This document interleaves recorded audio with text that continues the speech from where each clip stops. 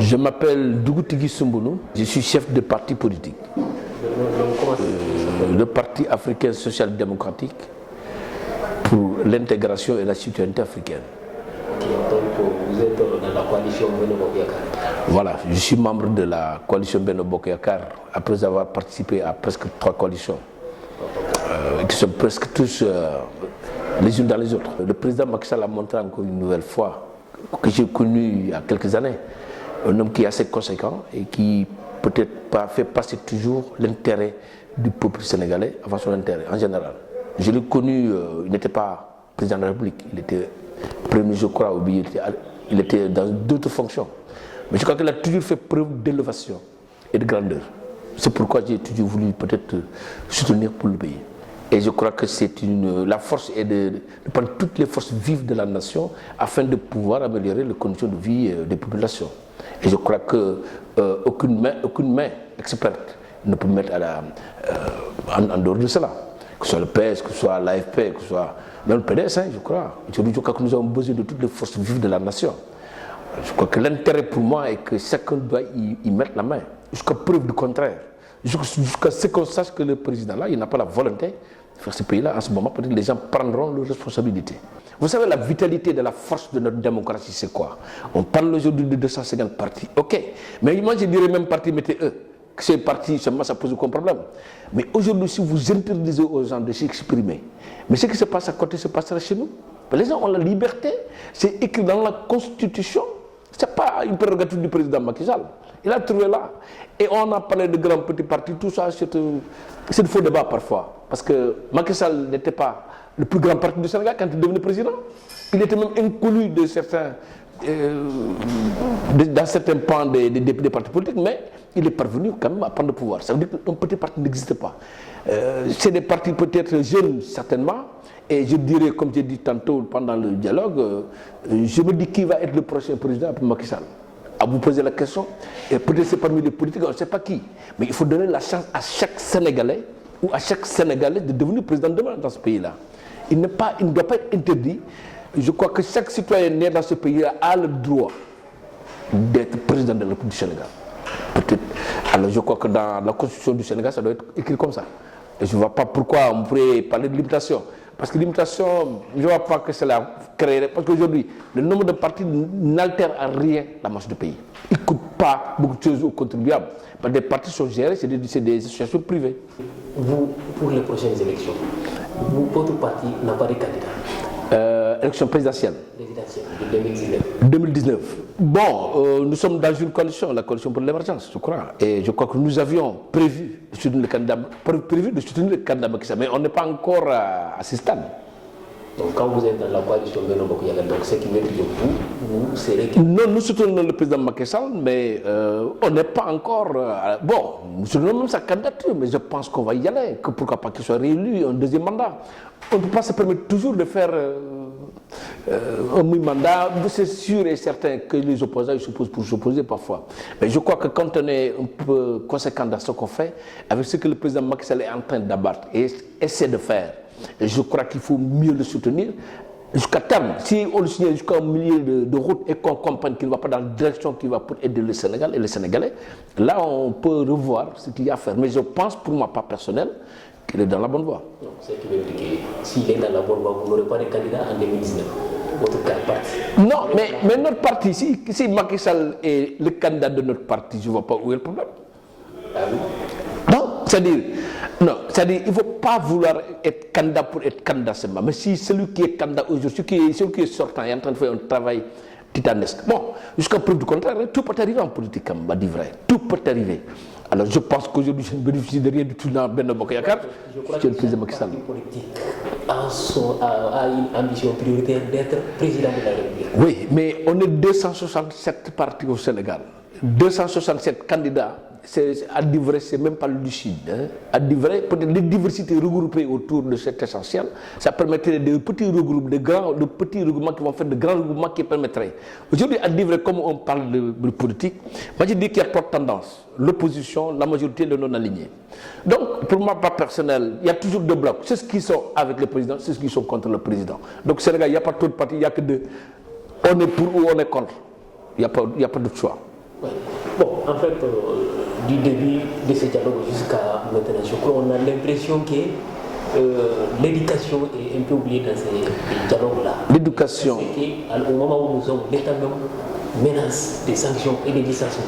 Donc, qu'est-ce que vous en pensez? Bon, pour ma part personnelle, je crois qu'il faut toujours faire le dialogue, mais il faut dialoguer quand on veut dialoguer. Mais à dire vrai, je suis désolé de le dire, les enseignants aujourd'hui, je crois qu'ils sont en train de dépasser la limite.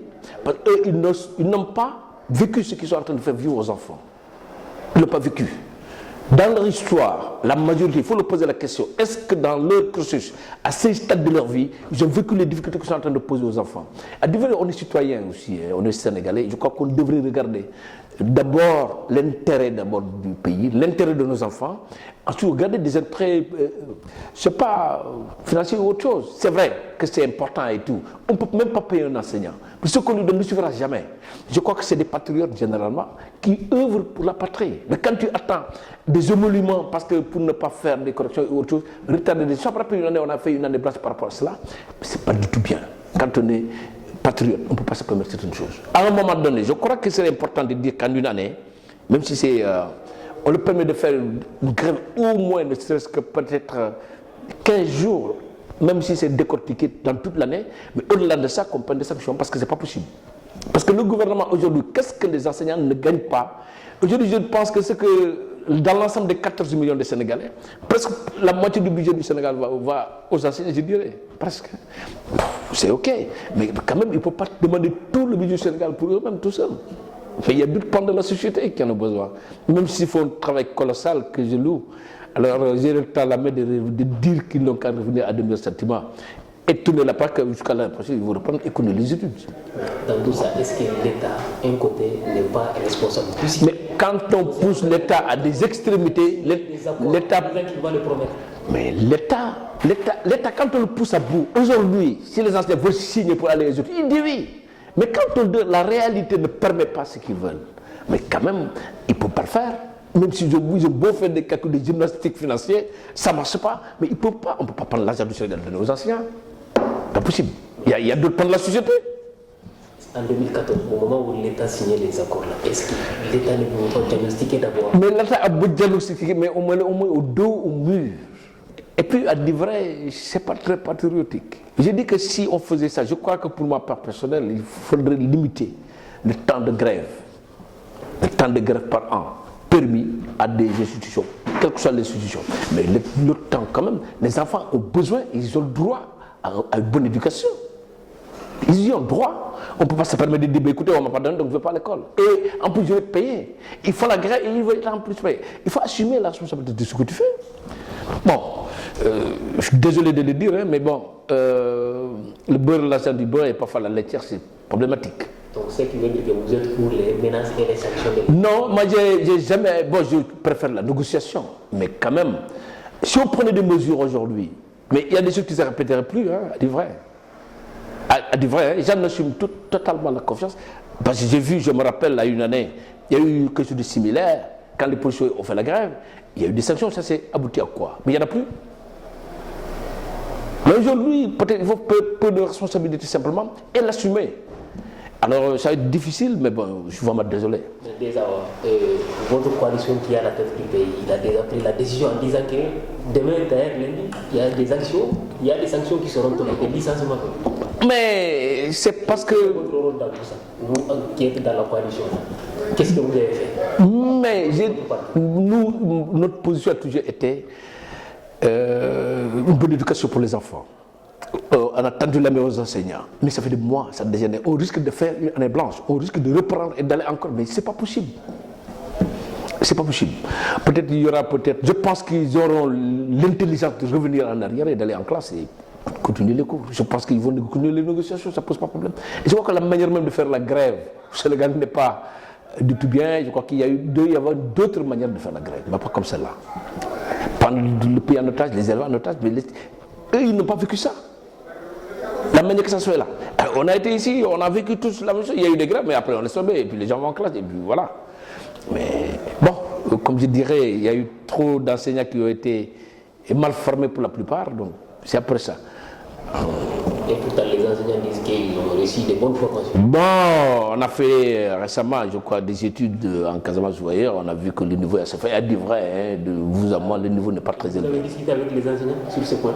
Non. Bon, je pense que bon, c'est pas le moment. Le moment, ils sont en train de dire il faut reprendre les cours et continuer la discussion s'ils veulent. Mais la discussion n'est pas obligatoirement d'arrêter de faire une forme de, je ne sais pas moi. Ça pose problème pour moi. Ils n'ont qu'à les discuter, mais continuer les cours et laisser les enfants faire les études. Si ça se règle pas cette année, ça se règle l'année prochaine. Mais il faut interdire quand même cette forme de grève quand même. Il faut trouver vraiment des solutions à ça, définitives en plus. Hein. Pour terminer, donc, je pense qu'avec Macky Sall, votre parti n'a pas d'ambition présidentielle. Maintenant, après Macky Sall. Non, mais vous savez, ça c'est. Non, c'est pas qu'on n'ait pas d'ambition présidentielle. Mais Macky Sall est un Sénégalais comme nous tous. Alors, si notre parti décide que c'est notre candidat, il ne va pas y avoir de problème. C'est comme la paire décide que c'est son candidat, il n'y a pas de problème. Et après Macky Sall maintenant? Bon, là, il y a toutes les chances. Vous savez, quand je me rappelle, je vais vous dire, en 2007, si on vous disait qu'on a toujours posé la question aux hommes politiques qui étaient là, qui a pensé en ce moment que Macky Sall c'est le prochain président du Sénégal? Personne. Parce qu'à 80% les gens n'y pensaient pas. Donc c'est ça la politique, c'est ça l'effet de la politique. Nous, on est dans la politique, alors je crois que l'ambition de parti politique, c'est de prendre le pouvoir. Avec ses stratégies, ses moyens, et par rapport à ce qu'il y a, bon, l'avenir nous dira. Merci beaucoup, monsieur le président. C'est moi qui vous remercie.